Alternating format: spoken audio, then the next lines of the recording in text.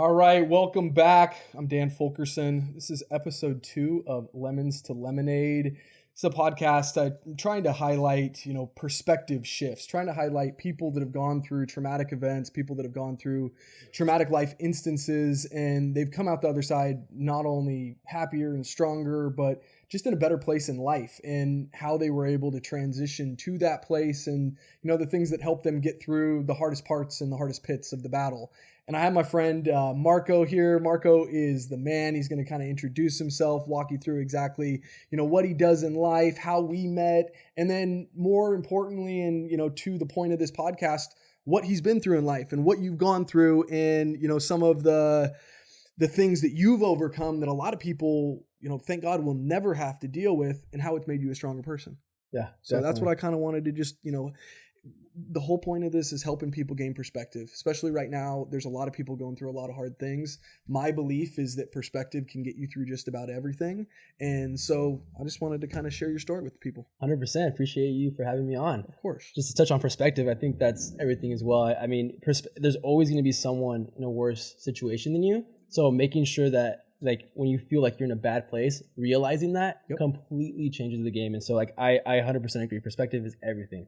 So my name is Marco Champion, and I run multiple businesses, and iLegends is my number one business that I focus on, which is helping people grow their reputation online through social media. A lot of Instagram, YouTube, TikTok. I mean, TikTok's huge right now. This is the guy that'll take you from your 1,500 followers to your 10,000 followers to your 100,000 followers. That's what he does. Yep. Yeah. And we got to do it the right way. There's so many people who just grow the followers, but you got to grow the content. You got to grow yourself, right? It's your personal brand is you. And if you're just growing followers, I mean, it ends up coming to a place where you start losing a lot of followers, right? If you just pay for marketing. So there's a lot of strategies that you have to do in place, and content being one, just showing who you are, what you do, and getting a lot of people to know, like, and trust you. I mean, that's just foundational level when it comes to building social media. But you've done this. I mean, you put this business together quick. How old are you? I am 23. 23 years old. And in the last, 2 years? Yes. Yeah. You've created a, very powerful, you just won an award in Arizona. I saw that online. Yeah. I got on the Phoenix Entrepreneurs magazine. Congratulations. Yeah, appreciate it. Yeah, it's because I did something different. There's a lot of social media agencies out there, and I didn't want to be just a social media agency. I really wanted to focus on growing the person, right? Personal brand, reputation, personal development. And I built an app, and the app is kind of my differentiator from my competition, because we have people on the app that are, already have the success that a lot of people look for, right? The millions of followers, generating millions of dollars through social media. I was able to partner with those people to teach my members on how to do the same thing. And I think no matter what industry you're in, a mentor that's done it is going to be the fastest way for you to get there.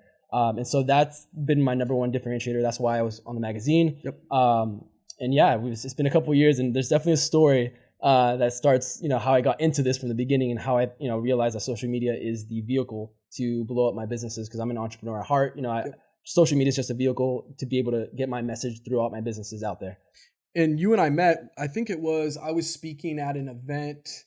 It was an event at the downtown library. I was talking about why you're supposed to chase your passion and not money. And you came up to me afterwards and you're like, let's link up and let's grab lunch and just kind of see how we can work together. And we had lunch together, and you ended up linking with a couple of my really good friends, Dr. David Fabi, and then obviously Jeff Disher as well. And you've been helping them with their stuff, and they've been just, raving about what you've been doing for them. And so obviously I want to sit down and talk to you about what we can do together as well, and so it's just been great to watch your progression, man. And I think that it's rare to see. My hardest thing with I have my law firm and I have multiple businesses. It's really hard to find people that are your age that hustle and that have work ethic. And to be 23 years old and to grind the way that you grind, it's not normal. It really isn't. And I know a lot of it's because of what you've been through. So kind of give some background on what happened to you. Yeah, totally. So starting from the beginning, I'm an athlete. That's what I love to do. I played all types of sports, football, baseball, basketball, but the one sport that I fell in love with was skateboarding. There was something about it, something about you will never learn every trick, something about it's a battle with yourself. And I think skateboarding taught me a lot. I think, it's a mindset thing, and that's how life is, everything in business, it's a mindset. And so I was progressing in skateboarding, and I started getting sponsorships, and I wanted to be pro. That's all I was thinking about. That's where my focus was. And one day just completely changed my life. And I remember like it was yesterday. I was 15 years old and I was skateboarding down a hill. And So 8 years ago. Yes, 8 years ago. Okay. Yeah, so 8 years ago, I was skateboarding down a hill, no helmet. I mean, I'm a really good skateboarder. It's air. I can just remember like my hair flying backwards. I had a little longer hair, and I was just going really fast. And I hit a crack. I was going down the sidewalk. I wasn't even in the street. I was on the sidewalk. I hit a crack, and I see a car pulling up, and I end up flying. I flew like 15 feet out in front of the car, hit the car in the front, ended up right in front of the tire. I look up and I see a tire like right in front of my face. And I'm just like, oh shit, I gotta go to the middle of the car. Like that's my first reaction. I gotta not get ran over. I only had enough time to move my head while the car went right over my shoulder. Yeah. And so I was like this close for it to going over my head and I wouldn't be here. So it went over my shoulder, it dragged me across the street and it was trying to flee the scene. Like it dragged me another 15, 20 feet. And I just remember, I passed out when it was on top of me. My friend was like, told the car, just keep going, you're on top of my friend. And it dragged me and I was pinned in the middle of the car with my hips from the ground to the bottom of the car. Yeah. Conscious? What's that? Were you conscious? I was, yes. So I wasn't conscious when it stopped on top of my shoulder. Yep. I was conscious when it started going and I was being dragged. Do you remember? Yeah, I do. Yeah. I remember it was fucking horrible. Worst pain. Worst pain ever. And this is something I don't typically tell in the story, but my hips were like squeezed. Yeah. So it was like private area pain. Yeah. And I'm just like I was screaming. So I was stuck into the car and I'm bleeding out. And there was a point where I'm about to just knock out. Like I'm about to go to sleep. And my friend's like, don't go to sleep. And right there and then I'm like, I don't want to die. I'm like, I'm not going to go to sleep. I'm not going to die. And I'm bleeding out of my head. I'm freaking, my pelvis got shattered into pieces. They had to come lift the car up off of me and then just take me straight to the hospital. How long did that take? Dude, felt like hours, but it probably took like 20 minutes. Because I'm a personal injury attorney. You know this. Like I run one of the biggest personal injury firms in San Diego, and I deal with car accidents every single day. That's all I do, thousands and thousands of accidents. You don't see those situations like where the car gets stopped on someone and they have to come lift it up. Like it's terribly traumatic. Yeah, they blocked the streets off. The fire department was the one that came and lifted up the car. Bro, how'd your parents find out? My friend, he was on a bike. He rode all the way to my house, knocked on the door of my mom's, and told my mom. And my mom freaking went straight to the scene. But by the time my mom got to the scene, they were already taking me to worst the hospital. Call, worst thing a parent can ever do. My whole family. But you know what? There was a lot of blessings that came from this. My whole family got together. I mean, there was my mom and my dad were divorced.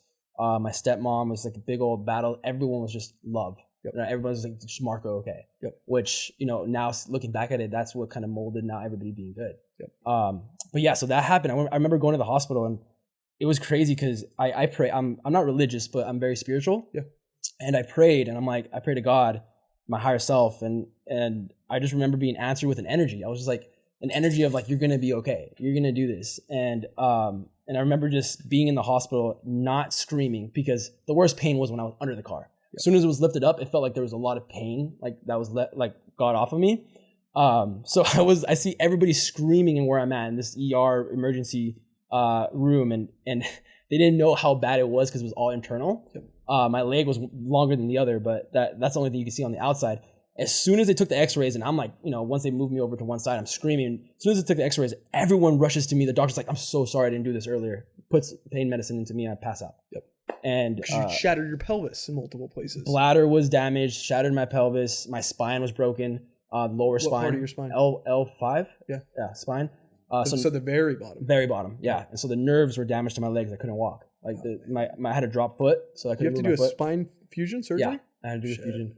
Yeah. So I went through that. It was pretty crazy. Because after that, it was just like my whole life changed. Like I'm no longer going to be a pro skater. They told me I would never walk. Like you're most likely going to be at very best limping around in a boot. So stop me there, and if you can, I know it's 8 years. A lot of life's gone by. What went through your head when they tell you you're not going to ever walk again? So they told my parents. They didn't tell me personally. They told my parents. I just at the time I was very drugged up, so I don't remember too much at the hospital. But I was there for like 3-4 weeks. When I went home, I'm in a wheelchair. Them telling me like, "Hey, you're not going to walk. Get used to a wheelchair." I just didn't want to believe it. Like something inside me is like, nah, dude, I'm going to get back up and I'm going to skate. Like I love skateboarding. That's what I'm going to do. And every single day I had that passion. Every single day I would watch skateboard videos. And even though I'm in my bed taking a bunch of painkillers and got to the point where one day I was like, I don't want to take any of these painkillers. How long were you in hospital? 3.5 weeks. And then how long were you in bed? Home? Another 2.5 months. So this whole quarantine thing to you is like, what are you guys worried about? Yeah. Like, I've been in my bed for 4 months before. Like, Exactly. yeah. And I had to learn how to walk again, because like when you're not in walking for a good 4 or 5 months, you feel like a baby when you get back up on your feet. It's crazy. All your muscles, if it, like, I mean, After, you just have, dude, I lost 40 pounds. I was 140 when I went in at 15 years old. I came out 105. Damn. I wasn't eating nothing. I didn't want to eat. I was That's super like some skinny. Ally McBeal shit, man. Like, that's teeny.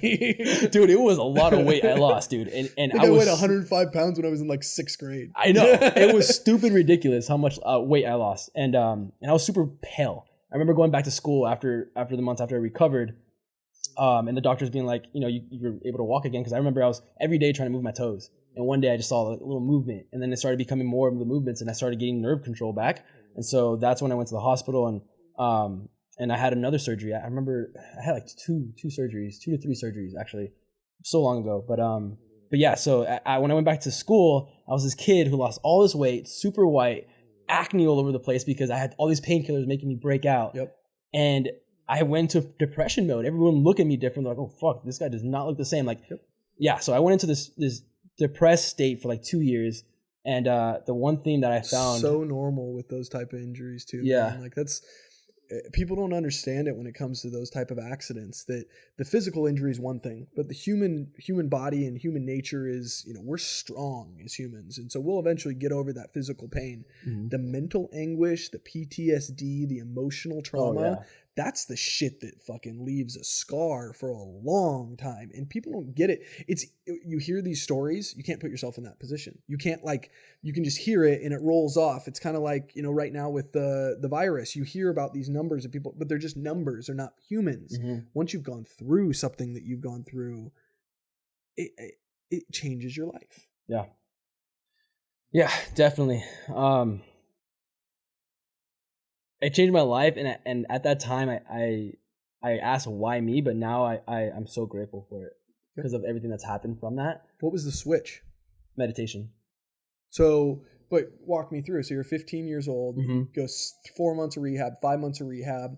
You get back in. You have, you know, a depressive, you know, year and a half, 2 years. Yeah. What is the wake up call at 17 years old that you go, I can't live my life like this. I'm going to change. Well, I got to the point where, you know, I thought about suicide, and there was just so many bad thoughts going through my mind, and I just wanted to feel good. Yeah. I'm like, I'm tired of feeling bad. And so I seeked what I could do to feel good. And luckily I didn't find, you know, bad drugs to do that. Luckily I found meditation. Yep. And through meditation I did it, and I realized, you know, I let go of everything that was making me sad.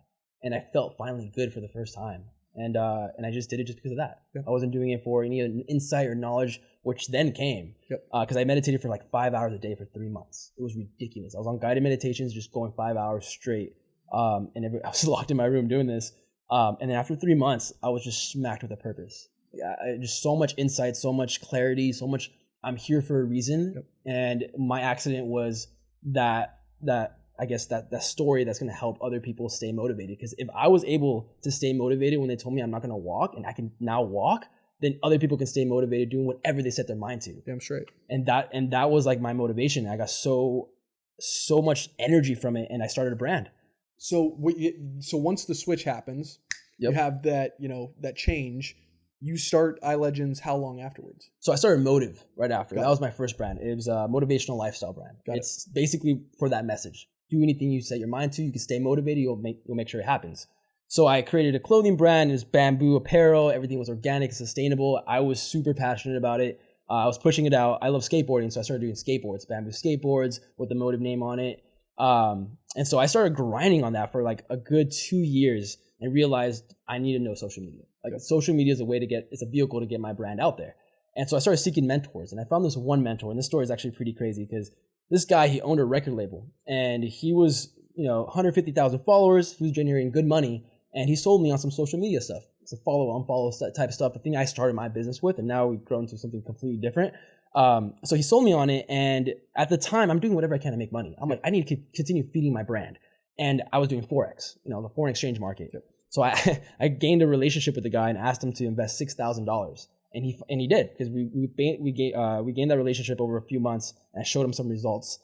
And within 1 month, I lost all his money. all my money that was in it. I'm 19 years old, broke, lost my mentor's $6,000. And I'm sitting there, and I remember the day, dude. The day I fell on my skateboard outside, and I was like, fuck, I hit my hip, and I'm like sitting down, I look at the market, hits zero. My friend's like, what are you gonna do? He's like, he doesn't know where you live. You don't have to, like, you can hide. I'm like, I'm gonna go to the bank. Like, I'm gonna go take out a loan and see if I can, get a loan. And I don't know how I got approved, but I did. I got approved for a $10,000 loan, paid him back, paid the expenses I needed to pay, and he took me under his wing. He's like, you know what? I appreciate you doing that. I see that you're a good character. You could have just hid from me.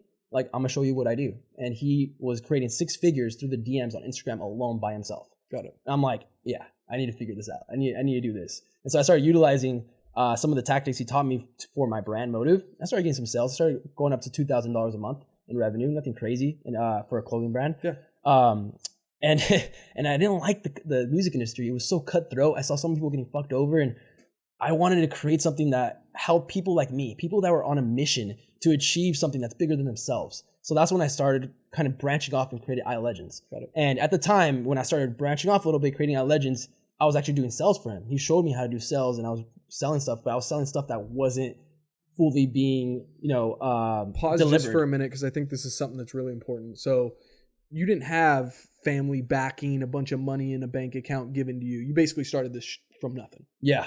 So I get a lot of people that reach out and they're like, it's easy to say start businesses and side hustles and all this shit, but you have, all these opportunities. You run a successful law firm. I didn't start with a successful law firm. You didn't start with a successful law firm. I started from basically scratch. You started from basically scratch.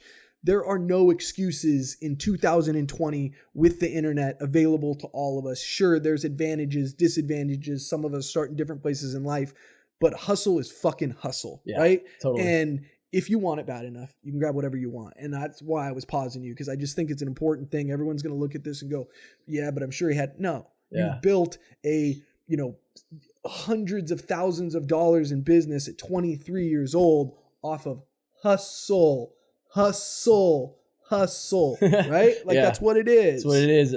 Up to 4 a.m. I remember the time when I built iLegends, the first month, it was do or die. Like so my mentor, he was supposed to pay me $4,000 in commissions, in sales commissions. And since he saw I was starting iLegends, he's like, fuck that. I'm not going to give him shit. I was living in an apartment with my girlfriend, and I was paying for the apartment. I got to the point where I was like, I might have to get a job. And as an entrepreneur, that's like the worst thing you can say to yourself. Like, I'm going to find a job? Like, what the hell, really? And within that month, I was up to 4 a.m. every day, waking up at 8, working on the website, working on the development, reaching out to people. And I made a little bit more than what I needed to pay for my expenses and everything else. And that's how it started. Yep. And then from there, it just started building from there. Burn the fucking boats. Yep. Burn the boats. Exactly. It's awesome. It's awesome. So now your mission is basically you're helping people, spread what they're trying to do, and not just, and this is what I appreciate. There's so much bullshit on social media, right? Like there's a lot of fake, there's a lot of people that are acting like they have a bunch of stuff there's a lot of people that are influencers that haven't done anything to influence, you know what I mean? Like that's why I appreciate a guy like Fabi, because he is a world-renowned surgeon who is top class. I work with him. That's why I appreciate Jeff. He is a top real estate agent in the market. He's been doing it for 20 years. They have things of substance to speak on. Those are the people that you're looking forward to work with, right? Totally. And also people that are trying to make the world a better place, which is what I appreciate, because those are the type of people that I seek out. I feel like I've been very blessed, and so it's part of my obligation in life to pay that shit forward every day. And you're kind of built the same way. 100%, dude. There's a difference between influencers, to touch on that, influencers and influential people. And I focus so much on influential people because influencers are making a negative impact. Like they're saying, here's my shit, it's my Lamborghini, and everybody seems so detached from them. It's like, this is the life I want, I'm not where I'm at. And it makes them feel bad. Yep. An influential person, on the other hand, is someone's like, hey, I got all this stuff, but you know what? I hustled. Yep. I grinded. This is how I did it. You can do it too. Right? This is the formulas. These are the things. And so let me help you. Yep. Exactly. So that's influential people, and our agency is exclusive to those type of people. And we created 3 brand pillars that have to be aligned with every member, and it's passion, purpose, progress. Because I think if those 3 things align, if you're passionate about something and there's a bigger reason other than just yourself to do it, like you can impact many lives with it, and you're progressing, you have the ability to hustle, you can do anything. Yep. Plain and simple. Whatever you want to accomplish, you can do it. I 1,000% agree, man. I really do. And that's what this is all about. That's the whole point of this podcast. I don't know how many people this is going to reach. I don't ever plan to make any money off this thing. I just hope that it helps at least a couple people get through some tough situations.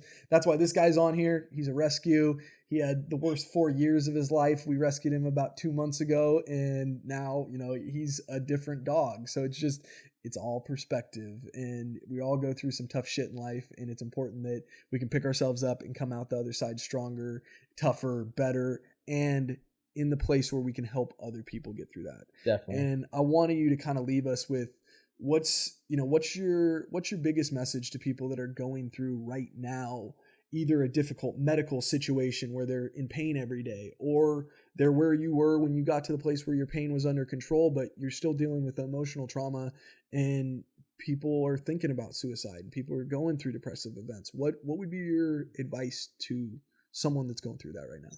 So I would give two tips. One tip is that if you're going through something really, really hard right now, just remember that you're going through it for a reason. And when life is hard, that means you're going to get a lot of pullback from it. That means if you're going through struggles, you're going through hard stuff, life will give to you. And that's just the way that the formula works from the last years that I've been alive, realizing is like, whenever shit gets hard, I get excited. I'm like, oh, I'm feeling uncomfortable. Things are getting hard. That means something great's about to happen after. Yep. I just got to stick it out.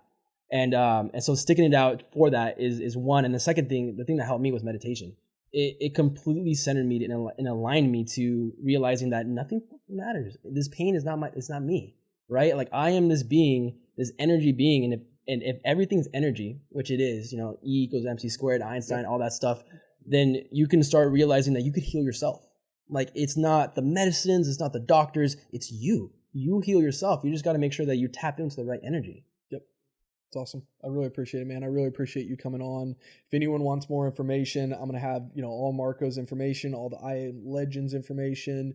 Reach out to him. A great guy, like just a person that you could, if you ever just need anything or just need advice or just, hey, could I pick your brain on this? He's a guy that'll sit down with you, spend the time with you. That's why it's someone that I surround myself with, because again, I think that, we're all a product of the people that we put ourselves around. So be very careful about the people that you're associating with. Be very careful about the people that you put your energy into.